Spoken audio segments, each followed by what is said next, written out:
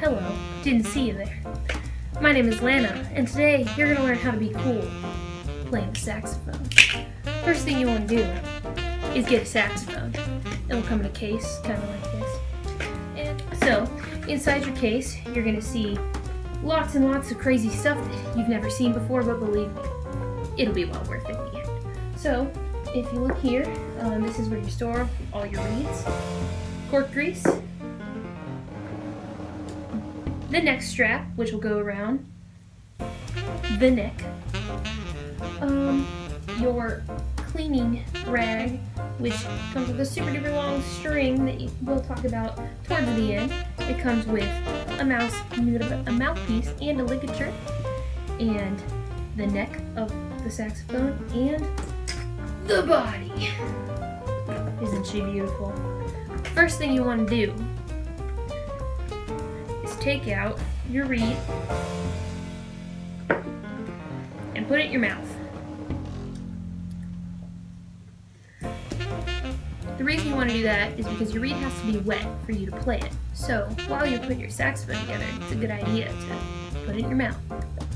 The next step you want to do is take out the mouthpiece without the ligature, and once you get your reed nice and wet, you're going to place it right on top with the curved part sticking out, and you're going to leave just a tiny, tiny, tiny little space between the top of the reed and the top of the mouthpiece. There should be one little black line right there at the top, and then you can slide on your ligature. Just like so. And then I like to tighten it until the screws are kind of tight, and then back off just a smidge. Nice and tight, back off a smidge. So it's kind of going to look like that with a little bit of mouthpiece still sticking out the top. And the next thing I like to do is take out the neck. And I want to put my mouthpiece on the neck before I put it on the saxophone to not cause any bending or breaking. So what you want to do is hold the bottom part of the saxophone so that you don't bend anything. And you just want to twist it on nice and gently until it's in place here. Fun fact, there's only one cork on the entire saxophone, and if your mouthpiece isn't sliding on, like you have to like hammer it on there, you want to take out your cork grease. Should be in your case. If not, I would talk to your teacher. That's the cool thing to do. And then you just put a little cork grease on the end and slide right on there. And next you want to take out the body. I like to hold it by the bell so I'm not pushing down too many keys. And on the back of the saxophone there should be a little hook with a circle.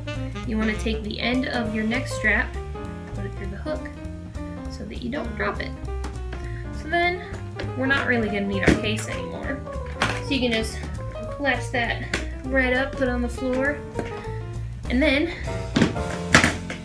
I like to take the neck and slide it right here on top. And you want to make sure that you line up this line right here in the back of the neck with the plastic part that is attached to the octave key. That will lift that sensitive little bar up here so that you can play an octave high. Alrighty, now we're going to talk about embouchure, which is the way your mouth is shaped to go on the mouthpiece. The cool thing about the saxophone is it's kind of like the clarinet, a little bit. So what you want to do is rest your top teeth right here on the top. You don't want to put too much mouthpiece in your mouth because, that's not good. You don't want to put too little mouthpiece in your mouth because then you won't really get a sound out. You want to put right about halfway down the mouthpiece. Put your teeth right there, right on top, and then rest your top lip right on top of the mouthpiece. Yeah. So your bottom lip will curl over your bottom teeth because you never want your teeth to touch the reed. That's not cool.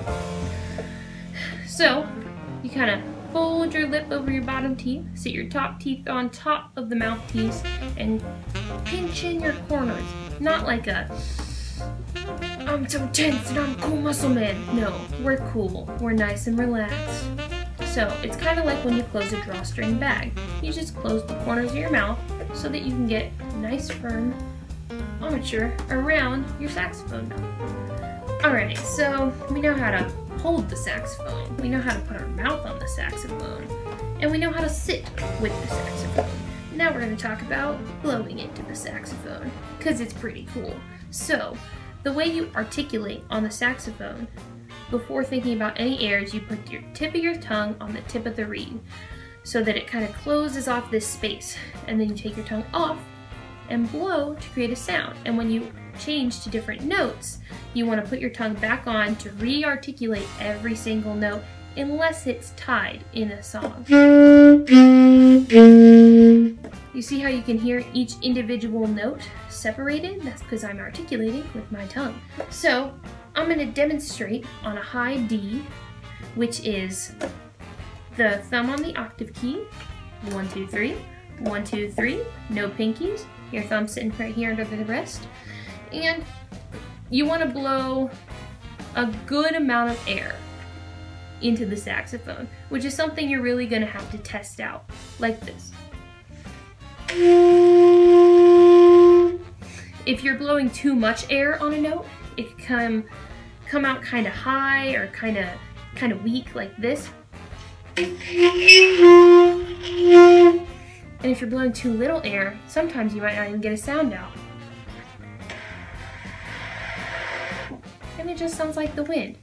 Alright, so we've jazzed it up today with our saxophone, but now we have to put it away.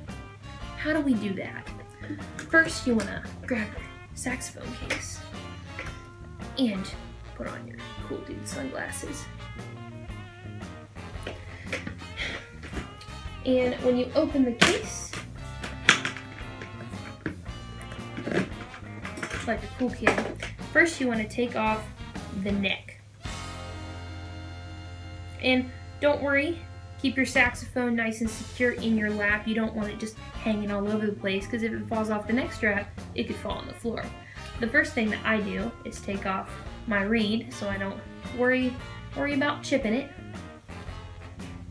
So you just loosen up your ligature, slide that reed off, and put it in the reed case that comes with your reed. How cool is that? Then you want to grab the, take the ligature off, grab the bottom of your neck so you're not bending your key up here. Just kind of twist it off nice and gently. And if you're fighting it, you might want to put some cork grease on the end there. I might have to do that. Put your neck securely in the case and wipe out with your cleaning rag that just so happens to also be in your case. Just wipe out your mouthpiece, get all that spit out of there. You don't want to put your mouthpiece back inside the case covered in spit, because if you leave it in a damp place and it stays damp for too long, it could mold. And then you get green stuff in it, you get sick. We don't want any of that. We're too cool to get sick. So, then you take out your cleaning rod. I like to put down my case for this so that I don't worry about dropping anything too important. And you take the metal bit at the end of your cleaning rod and slide it down the neck of your saxophone. Just like this. So something that'll happen is that there are little like screws and stuff inside your saxophone that keep all the keys on and stuff. Sometimes your cloth can get stuck in there, and if that does happen, you might have to send it to a repair shop if it's too bad, but you should be able to just yank it back out the way that you put it in. So if it's getting kind of tight but the cloth isn't all the way in, I would suggest taking it back out, re-looping it in, trying again, because sometimes they can get caught. So after you put the metal bit in the bottom, you flip it upside down and it comes out the other side. So you just give it a nice little pull all the way through. Well, today you've learned a lot. Now, it's your turn. Go play the saxophone, have a good time, and don't forget to learn Careless Whisper. This has been Lana on the saxophone. Stay cool, kids.